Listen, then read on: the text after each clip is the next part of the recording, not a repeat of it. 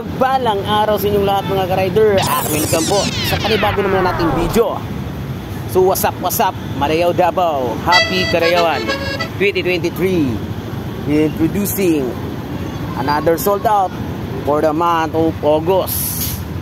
Ito ang Yamaha Mio Aerox color black matte black 2023 model. Bago yan, bigyan natin silip ang kanyang specs, function at benefits. Tara, let's go! Sisimula tayo ngayon sa kanyang harapan. Naka-single pot caliber, single hydraulic disc brake at size ng kanyang gulong. Sa harapan is 110 by 80 by 14. So tubeless type. So front suspension is telescopic fork. So dito rin nakalagay ang kanyang horn or busina. At napakaangas ng kanyang headlight, LED lights, turn signal from right, valve type. So meron din siyang day and night eye line or pilik mata.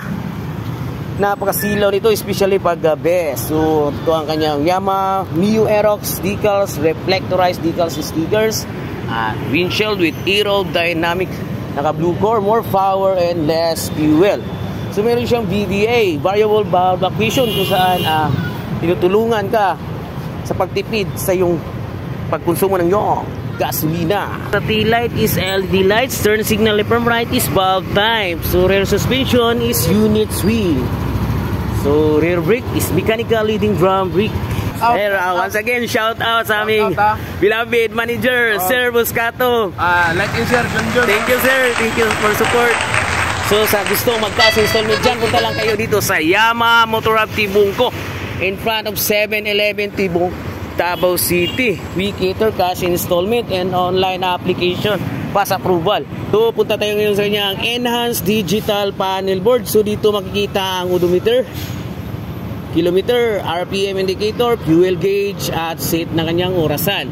So dito rin ang kanyang menu para sa kanyang panel board. So dito rin makikita sa left side, makikita ang high beam, low beam, turn signal left from right at saka horn. So ito ang kanyang back brake.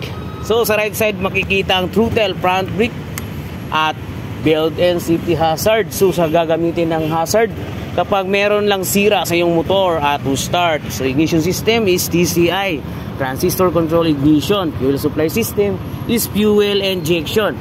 So naka Yamaha Y Connect. So kung saan meron ka na ang access sa iyong Yamaha Mio Aerox, i-pair mo lang yung sa Yamaha Y Connect. So ang gagawin mo is mag-download ka lang ng application ng Yamaha Y Connect sa Play Store. So meron din siyang electric power socket. Pwede kang mag-charge gamit ang iyong cellphone kasi meron siyang 12 volts at 12 watts. Ito naman ang kanyang redefined seat. So heart stitches. So ito ang kanyang luggage compartment. Kasya ang all face helmet dito, depende sa size. Ang kanyang warranty at manual boom.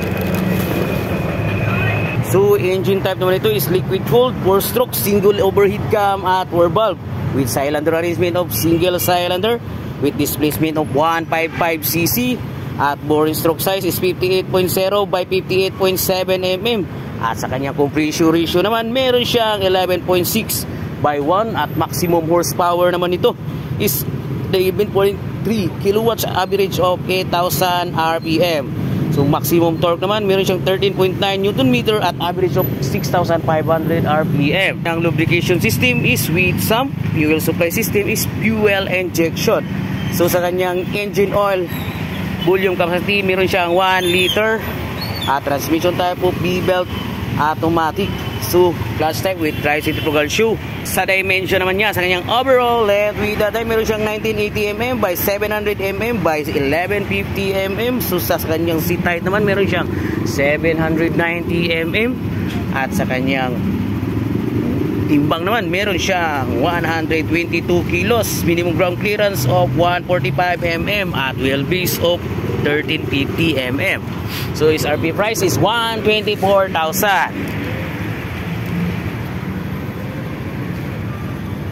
So that's all for today. Sana nakatulong ako sa pagbibigay ko ng idea sa inyo.